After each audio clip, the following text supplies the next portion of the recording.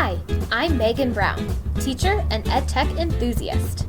Thanks for joining me on this journey to learn and share meaningful ways to integrate technology into everyday lessons. So, you want to teach with technology? Let's get started. Hello, fellow educators. Welcome to today's episode, So You Want to Spice Up Your Google Meetings. We are going to explore what features Google Meet currently offers in a meeting. We're also going to look at extensions to help both teachers and students, and then I'll share some updates to Google Meetings that should be coming soon. Whether you are teaching from home, teaching in a hybrid situation, or simply having meetings with coworkers online, these tricks will be sure to help make your meetings more interactive, productive, and if you're like me, you could use some help with organization. So Google has actually added a lot of features since at least I used it at the end of last school year. So here's a couple things that are available now. First off is Tiled View. I know last year we had to get all the students to download the extension Grid View. Well, if you're still using that, you no longer need to because Google already has that embedded in Google Meetings. What you have to do is select Change Layout. So on that bottom bar that has all the different options, you're going to click on the three dots and then click Change Layout. Google has four options right now. Auto, which switches back and forth between a tiled and a full screen. Tiled, which we'll talk about. Spotlight, which will make whoever's talking fill up the entire screen. And Sidebar, which is kind of like Spotlight, but it has on the side all the other members who are in the Google meeting. So Tiled is essentially like Grid View before. You can also select the number of tiles that you want to appear on your screen. You can select between 6 and 49 people. The one downside is if you have a really large group with more than 49 people, you can only see up to 49 people on the screen at once. But it is nice because now you don't have to worry about every single student having Grid View extension so that they can see each other. But you do still need to show students how to turn Tiled View on and how to switch. So if there's more than, I think it starts at 12. So if you have more than 12 people, they have to slide that bar to show up to 49 people. The next option that's available in that More Tools area is called Jam. Now, Jam is essentially an interactive whiteboard, and so it allows both you and students to be writing and drawing while the Google meeting is happening. And it's cool because you can start with a blank board, or you can pre-make one that has like a picture in the background or like a slideshow made already. So Jam has a pen, an eraser, an option to select. It has sticky notes. You can insert pictures, shapes, text boxes, and there's a laser pointer. So it really is an interactive whiteboard between you and your students. You can enable so that everyone can contribute to the whiteboard at once, or you can just select who's drawing one at a time. I know we've used both options in our meetings. We had a meeting with 110 sixth graders, and allowing them all access at once was a little overwhelming. Luckily, they did a really good job in the end of taking turns, but it did take some practice.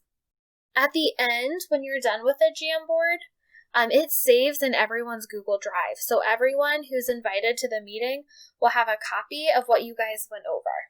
The last thing that's new on Google Meetings is the blurred background. So I know a lot of times students might be embarrassed about their background, what's going on at their house, and so that may make a lot of students not have their camera on. But there is an option now to where everything in the background except for their face is blurred. So this will really help a lot of students feel more comfortable showing their face on Google Meetings. It's also really helpful if you have a full house and you have kids walking around in the background or pets jumping up and down in the background. This way that will blur everything so that only your face is showing. So with those things that have been added, Google Meetings are a little bit better than I know they were at the end of last school year, but there's still a lot of things that other companies offer that Google Meets don't. So let's take a look at some extensions that can really help if you're a teacher, help host your meetings a little bit better. So the first extension is the Google Attendance extension. Now there are two different ones. I'm going to talk about the extension that has the green check mark. I've tried to use both, and the other one I could not get working on my computer, but the one with the green check mark is really easy to use and gives you a lot of helpful information. So once you have that extension added to Chrome, it's going to pop up with a class list whenever you start a meeting. As students enter, it will automatically put their names on the class list, but you can also manually enter student names. So I know we have a couple students who like to use their parents' accounts, and so the parent's name will pop up automatically because that's what is already in the system. But if you see that and see they're there, you can just manually type in the student's name so you remember the student was there. Then, whenever you log out of the meeting, it automatically downloads an Excel file. And it's actually an extensive Excel file. It tells you exactly what time your meeting started. It tells you exactly what time each individual student entered the meeting and then left the meeting. So it gives you a lot of information about how long they were there. Now, the downside is that you are kind of responsible for keeping all this information in one place because it just downloads a different Excel file each time. So what I've been doing is I just use one Excel file, and each time I download a new document, I copy and paste it in a new tab on just one Excel file. But a bright side about this extension is that only you need it. The students don't, and it will automatically track what students are in your meeting. The next extension I want to look at is to help with teaching. So this extension is called Web Paint. And what it allows you to do is write on any website, PDF, document, anything that you are showing your students. It has a lot of different options for you to pick from. So you can use a pencil, text, straight and curved lines. You can draw different shapes. You can paint an entire section, and you can change the color. So you can kind of use color as a way to organize information. I know that's really helpful when going over math problems. It also allows you to take a screenshot of your screen and what you have drawn. Now, when I was using this, I did have a little bit of a hard time interacting with the website because whenever you're using the pencil or something like that, I didn't think you could exit out of it. I thought you had to close Web Paint altogether in order to actually interact with the website. Turns out you don't. There is a cursor icon. So if you need to click on something on a website, or if you need to type on the actual document you're sharing, just click the cursor icon and it'll pause your drawing. The third extension to help with teaching is called Dualist. So a lot of teachers are fortunate to have a dual monitor system, so they can have a Google Meeting open in one screen, and then if they're sharing their screen, that's on an entirely different monitor, so they have access to both the comments and what students are saying and doing, and what you're presenting. Now, I know not all teachers have this, so Dualist, and it's spelled D-U-A-L-L-E-S-S. This allows you to kind of act like you have a dual monitor, but just on your own screen. So you can set up the proportions of the two windows that you want. So if you want them both the same size on your screen, or you can pick to have one take up more room than the other. And it's also nice because as soon as you exit out of one of the windows, it automatically makes the rest full screen. I know this is something that's irritated me. I usually just open two windows and try to get them roughly the size I want. But then when you're done with one, it does take work to get things back to normal. And so Dualist just gets it back automatically. The fourth and last extension we're going to look at for teaching is called Tactic Pins for Google Meet. And what this does is it saves important text so that you don't have to scroll through it later. When you have this extension, there's going to be a transparent rectangle on your screen, and you can move it around. And at the top it says Tactic. Now, in order for this to work, you do have to have closed captions on, and then the captions will be captured in that Tactic window.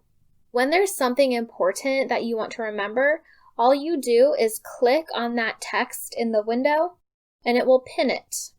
Now, you can do one of three things. You can mark it as a decision that was made, as an action item, or a question for easy finding.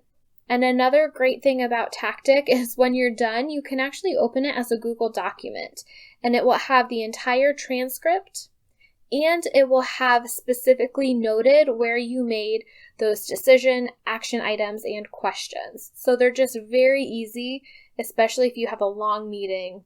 It's very easy to see exactly where those items are so that you don't have to go through pages and pages of transcript. So we've talked about 4 extensions that you can add specifically for teachers to help in Google Meetings. So those extensions are Attendance, WebPaint, Dualist, and Tactic. Now I want to take a look at a couple really cool extensions for students to use. The first one is called Nod. Now what Nod does is it adds a bar at the top left corner of their screen, and it allows students to give feedback throughout the meeting. Now, in order for it to work, every student does need to add the extension. Otherwise, only the ones with the extension will be able to give that feedback. Now, it has 3 buttons. So the first one is emojis. It has a thumbs up emoji, thumbs down, waving, clapping hands, party, and laughing. So when a student clicks on these emojis, it'll pop up at the bottom of the screen, and it will say the name of the person who selected it, and then it just goes away. It's also kind of cool because you can vote for new emojis to be added. The second option that you can do is raise your hand. So this also pops up at the bottom of the screen, but instead of floating away like the other ones do or disappearing, it stays there until you click the X on top of it so it goes away. And the last button that's in that bar is a settings button. And this has 2 really important settings. First, it allows you to change the color of the emojis, so it's inclusive on different skin tones. The second setting is that you can turn on notifications. So once a student raises their hand, usually it pops up just in the window of the Google Meeting. So if you're sharing your screen and don't have the Google Meeting up, you're not going to necessarily see that. So if you have the notifications on, instead of popping up in the Google Meeting, it will actually just have a notification on your screen. So that way, no matter what tab or window you're looking at, you'll be able to see if a student raises their hand. The second extension that's helpful for students is called Push to Talk. What this does is it allows students to very quickly mute or unmute themselves. And just like Nod, in order to work, every student individually has to add it to Chrome. So there's a setting that they can click where whenever they enter a meeting, they will automatically be muted. Students can turn this on or off, but it automatically has the setting where they are muted whenever they enter a meeting. It also allows students to pick a key to quickly mute or unmute themselves. It automatically uses the space bar, but they can select any key that they want. So if a student has to unmute themselves to answer a question, it's a lot quicker to just click the space bar to unmute themselves and then click it again to mute themselves than trying to move your cursor to get that bottom bar up, click on mute. I know I usually miss it the first time. So it's a lot quicker process, which allows for discussions to flow just a little bit easier.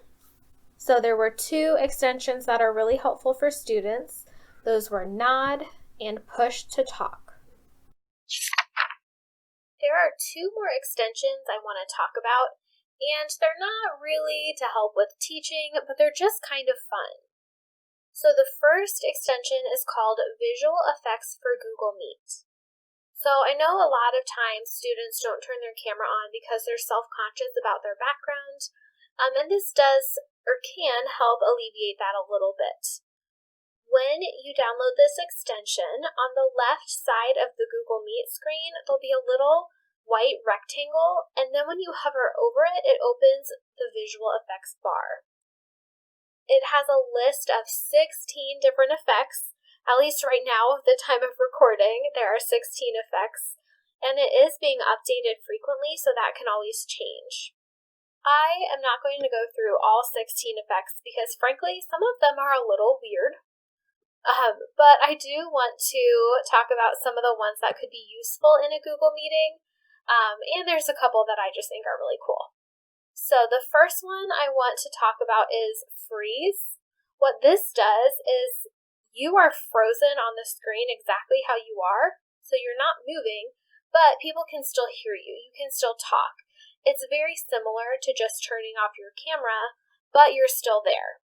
So you could use freeze to just show yourself frozen and keep talking so that your picture is still there without turning off your camera. Or if there's something that you have up that you want to remain on the screen, you can freeze it and not have to worry about holding up your arms the entire time or worrying about moving slightly so that it's out of the frame. So freeze definitely could be helpful in a Google meeting. The next one is rainbow. This one is honestly just pretty. It reminds me of a color-changing lamp. So all it does is change the hue of your entire screen, and it goes through the different colors of the rainbow. It's just a really pretty option. The next one that would be helpful is text display. So this allows you to write something, and it will appear on your screen along with your picture. When you click text display, it has a little box underneath it, and that's where you actually type the text. It appears flipped to you, but then when you're actually in the meeting, it will appear the right way to everyone else in the meeting. This could be really helpful in a meeting to help facilitate a discussion. You can ask a question, and instead of having students answer in the chat, they could answer on the text display. That way you can see the text with each person, and it just offers a way to have discussions without having to scroll through everyone's chat. They're all in one window. The fourth option that I want to talk about is a green screen. So for this one, you can upload your own background picture. So you could use this for fun and upload a fun background, or you could use it as part of your lesson and upload a picture that relates to what you're talking about. The last filter that I want to look at is face filters. So this one, again, is just fun. You can add glasses, you can make yourself look like a graduate or have a halo. So just fun face filters that a lot of other technologies have on our cell phones. The very last Google extension I want to look at is called Google Meet Party Button. This one I would not tell your students about because they might go a little crazy with it. What it does is it adds to the top corner of your screen, so that window where you can open the chat or you can look at all the participants, it adds an icon of a party popper. And when you click on the icon, confetti just blasts from the bottom of the screen. So this could be really fun. If it's someone's birthday, you can do that as a celebration, or if you want to reward someone for sharing a really good idea. This could be a lot of fun, but I would be careful because students might have a little bit too much fun with it as well. But it is just a nice way to get a little energy going in a Google meeting. So those two fun, not necessarily practical, but just fun extensions are visual effects for Google Meets and Google Meet Party Button. Those were all of my favorite extensions for Google Meet, but Google has announced that they're going to be adding features throughout the year. So I want to tell you some of those things that you can be expecting. First, they're planning on adding a feature where if you remove someone from a meeting, they cannot rejoin right away. And if they have been denied entry twice, it will block them from being able to enter your meeting that day. So if you have a student who's causing a lot of disruptions and you kick them out, they can't just automatically rejoin. Next, Google will be rolling out an option where whenever a teacher ends a meeting, it will end for all participants. So you don't have to worry about students staying on longer or going back to the Google meeting later. I know some of my students do that if they're trying to talk with a friend or if they're working on an activity together. They'll just get on one of our links when we aren't actually there. But I know that this can cause some issues, especially liability issues. So eventually, whenever you end the meeting, students will not be able to get back on. The next feature they're planning is to have an option that lets you disable the chat if you're not actually using it. I know sometimes students can get a little carried away with side conversations, and when you're working online, that's essentially the same as students talking over you. So if a chat is not necessary, then you can disable it. There will also be a setting so that you have to open a meeting before any students can join. So you don't have to worry about students getting on before you. The one I am most excited about is they're adding a breakout room option. I know Zoom has a breakout feature where it automatically groups students into their own room. So Google is planning on having a similar feature. I am very excited about that. The next addition to Google Meet, I know I talked about the Nod extension, which allows students to raise their hand and add emojis, but soon in the Google meeting itself, students will be able to click a button to raise their hand if they have a question or need help. So in the future, you might not need to use the Nod extension. And the last addition is they're planning on adding a Q&A and a polling option so that students can be engaged and interact with you without disrupting the flow of your lesson. So keep an eye out on your Google Meetings for these new features to be rolling out throughout the year. Thank you all so much for listening. I really hope that you found a new extension that you want to try in your Google Meetings. Please share how you're spicing up your online meetings with the 2 Teach with Tech community on Facebook, Instagram, or Twitter at the number 2 Teach with Tech. I hope you join in next week where we will look at 10 ways to replace worksheets using technology.